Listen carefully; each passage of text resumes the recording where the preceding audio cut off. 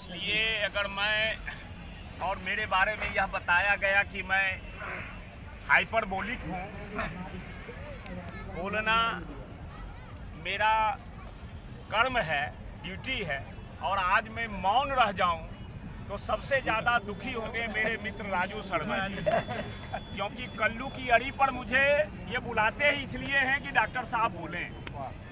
तो मित्रों, मैं छात्रों से को आज एक चीज़ बताना चाहता हूँ कि मैं भले आपके लिए विश्वविद्यालय में शिक्षक हूँ,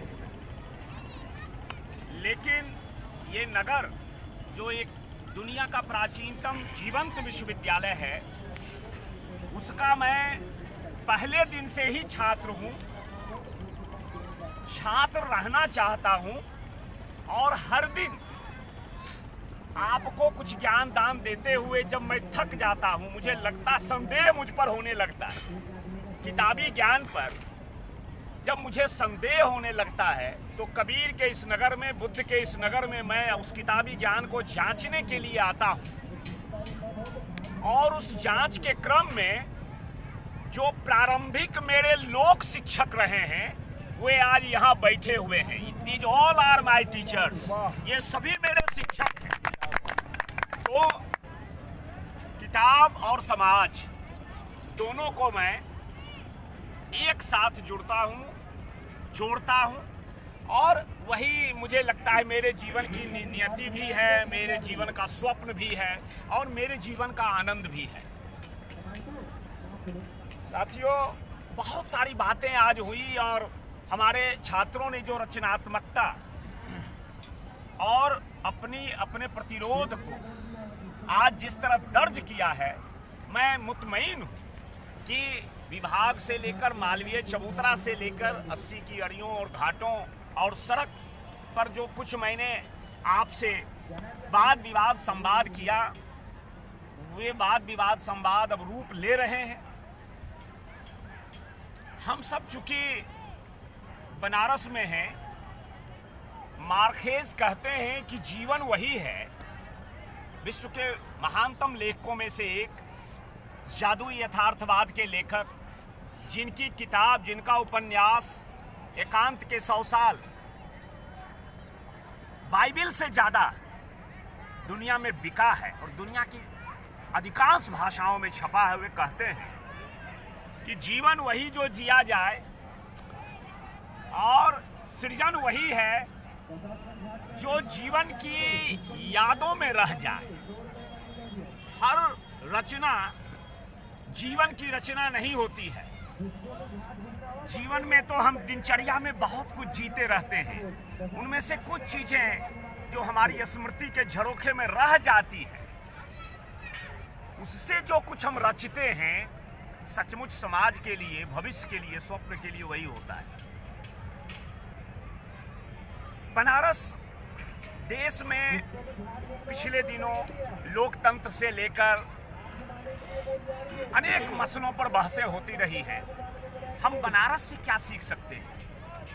क्योंकि आप काशी हिंदू विश्वविद्यालय के छात्र हैं, हम सब बनारस में हैं। बनारस से हम 2-3 चीज पूरी पृथ्वी की मानवता और सभ्यता के लिए जो सीख सकते हैं, उनमें से एक जो पहली चीज यह है कि परंपरा कभी बूढ़ी नहीं होती है। परंपरा, हजारी प्रसाद द्विवेदी कहते हैं कि वह हुक्का है जिसमें शिलम बदल दो तब भी हुक्का, नरचा बदल दो तब भी हुक्का, पीनी बदल दो तब भी हुक्का, साफी बदल दो तब भी हुक्का।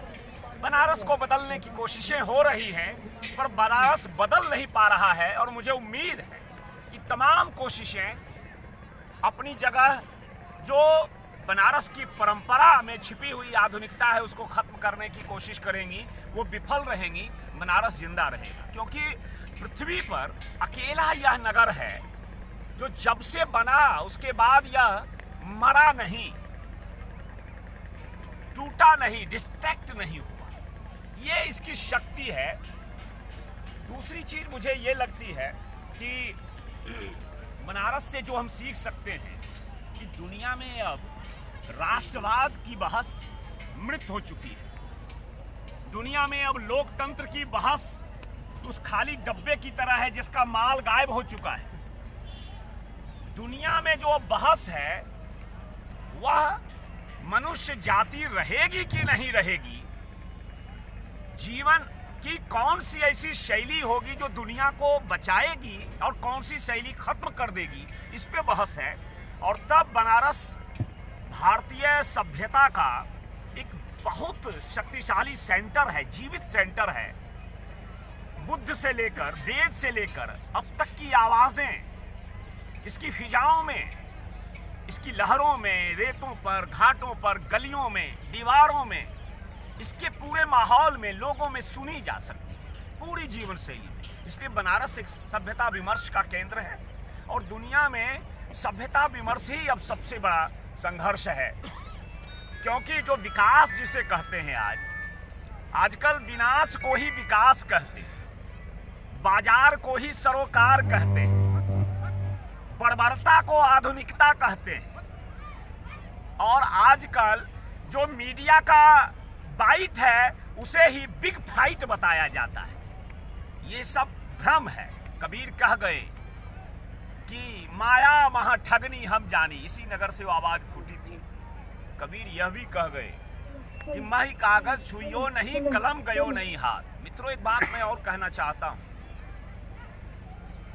नामवर जी बोलते रहे जीवन भर, लोग कहते रहे कि नामवर जी लिखते नहीं हैं, छपते नहीं हैं, बहुत बोलते हैं। नामवर जी ने अपनी प्रतिभा को बर्बाद कर दिया। आज स्थिति यह है कि दुनिया में जो टेक्नोलॉजी आई है, उस टेक्नोलॉजी ने प्रिंट की तानाशाही को, उसके भीतर जो पेच है, जिस पेच से पूरी पृथ्वी के लाखों साल के मनुष्यों को फंसा लिया गया, उस पेच को वाचिकता ने खारिज कर दिया है। दुनिया जब चली थी, भाषा लिखित इकाई नहीं है, वाणी का विधान है, बोली हुई इकाई है और यह ऑडियो विजुअल माध्यम है। इसलिए आपका प्रतिरोध, आपकी रचनात्मकता और आपकी सामाजिकता वाचिकता में बचेगी। और वाचिकता का अगर भारत में कोई शानदार केंद्र है तो वह बनारस है। यूं ही नहीं कहा जाता है कि बनारस भाषा का खेत है। इस खेत में जिस तरह के शब्दों की फसलें आप उगाना चाहें उगा सकते हैं। मेरा मानना है कि जो ज्ञान के केंद्र होते हैं, अगर वे समाज रूपी खेत से भाषा नहीं लेते हैं तो वहां पर भाषा के केवल मुर्दे रहते हैं वहां पर, और वो मृत भाषाएं वहां पर रहती हैं जिनसे आप जीवन की खोज और उसके सपनों की खोज नहीं कर सकते। ये सब चीजें इन लोक शिक्षकों से हम लेते हैं, ग्रहण करते हैं। और आपने मालवीय चबूतरा से जो अपना सेब लिया है वो बहुत शानदार है। मैं कुछ आपको लगभग 1000 दोहे मैंने लिखे हैं। लिखे क्या हैं? मैंने गाए हैं, कहे हैं, उनको दर्ज भी किया है। अब बनारस कैसे बदल रहा है, आज पूरा केंद्र बातचीत का उसी पर रहा, तो कुछ दोहे मैं उन 1000 दोहों में से चंद दोहे आपको बनारस के बारे में सुनाना चाहता हूँ। क्योंकि जो बाहर से लोग आते हैं वे कहते हैं कि साहब बनारस तो बड़ा अच्छा लगता है, दिल्ली बम्बई की तुलना में बनारस अभी भी धीमा शहर है, इसका सब कुछ पुराना है। लेकिन बनारस टूट रहा है। क्या बदल रहा है वो देखिए। 2.5 फुटी पैदल गली, 5 फुटी है कार। कबीर से अब तक 600 सालों में दोहा, हर्षवर्धन जी ने ध्यान आपका खींचा था उस समय। दोहा हमारा हिंदी का सबसे पुराना छंद है, ये ध्यान रखिएगा। और ये सिद्धो नाथो सरहप्पा से जो वे थे, सिद्ध थे, वे दोहा लिखते थे सबसे पहले। इसलिए ये हमारा जातीय छंद है और सबसे ज्यादा प्रतिरोधी छंद है। कबीरा खड़ा बाजार में लिए लुकाठी हाथ, जो घर जा रहे अपना चले हमारे साथ। पुराने रूप में भी नया कंटेंट, नया माल भरा जा सकता है, नई बारूद भरी जा सकती है। कई बार पुरानी तोपें भी काम आ जाती हैं नई बारूद के लिए। 2.5 फुटी पैदल गली, 5 फुटी है कार, दिल्ली तेरी नीतियां काशी में बेकार। साड़ सड़क पागुर करे, हूटर करे सलाम, साड़ सड़क पागुर करे, हूटर करे सलाम, अब बाएं में दायां घुसे काशी चक्का जाम। रिक्शा टांगा बाद में मोटर चले पछा, अक्कासी चाल सनातनी पैदल तानाशाह, अक्कासी चाल सनातनी पैदल तानाशाह। और दिल्ली के प्रतिरोध में काशी का ऐलान, दिल्ली के प्रतिरोध में काशी का ऐलान, और तू मेट्रो की उड़न पड़ी, मैं पैदल की शान। काशी पृथ्वी से अलग, रुकी घड़ी का नाम।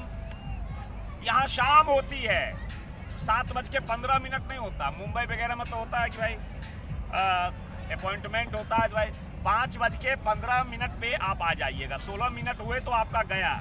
यहाँ हमारे आशीष पांडे हैं, हमारे अभिषेक जी हैं, शाम को मिलना है।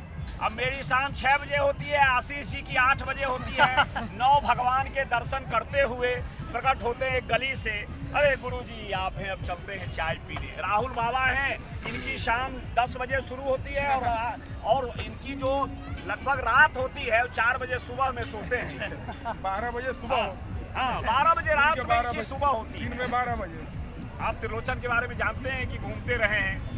और खैर, काशी पृथ्वी से अलग, रुकी घड़ी का नाम, महाकाल की देह पर, महाकाल की देह पर करे सदा विश्राम।